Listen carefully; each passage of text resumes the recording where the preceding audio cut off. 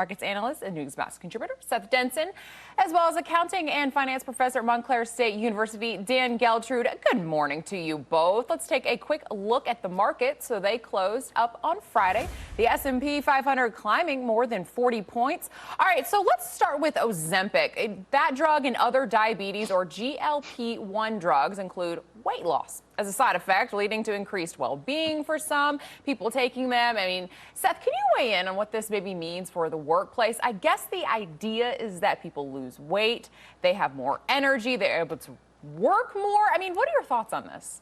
Yeah, there's a few things there, Alex. And again, I want to be cautious. These are all short-term studies, nothing long-term yet. But the idea here is that, and it makes sense, people that are happier and more confident in themselves actually produce more. They're happier at the workplace. They're happier in life. They miss less days at work.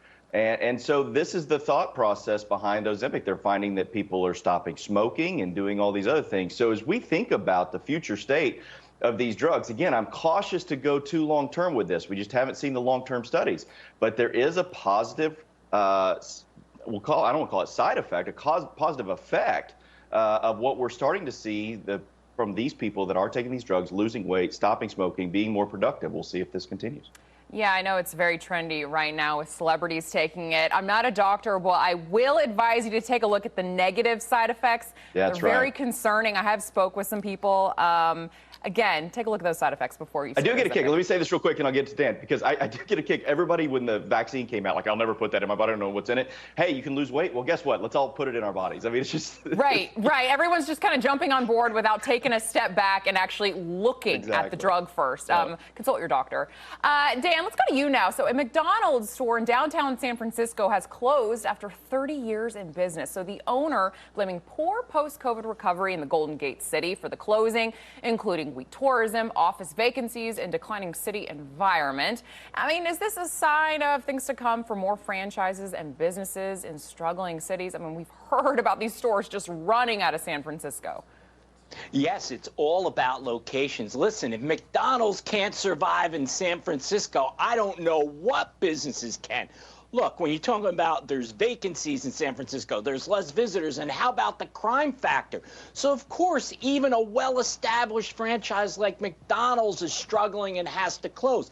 Now, add on top of that, by the way, that California is looking to put forth a $20 minimum wage, which would be in effect in April of 24. What's that going to do to fast food restaurants like McDonald's? Well, I'll tell you what the outcome is going to be. Less people and more robots. Oh, there you go. Exactly. I know Chipotle is already jumping on the robot bandwagon. Seth, so recently executives at HBO have admitted to encouraging employees to make online troll accounts to hit back at critics giving poor reviews to some of their shows. This is actually not very uncommon. I know that Netflix has done similar things. There was a director there who did this. So how should businesses really deal with these critics? I mean, is trolling the trolls the right move here? Yeah, make a better product and grow some thick skin. You know, I mean, listen, I've owned my own business. Dan owns his own business. You know, critics are out there. You got to just make sure you create a superior product and people will adopt it and they'll enjoy it and they'll like it. You don't have to go get trolls to do it. Grow some thicker skin here.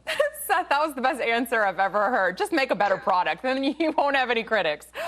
Seth Denson, Dan Geltrude, thank you both for joining us this morning. Really appreciate it. Thanks, Alan. All right, everyone, keep it here.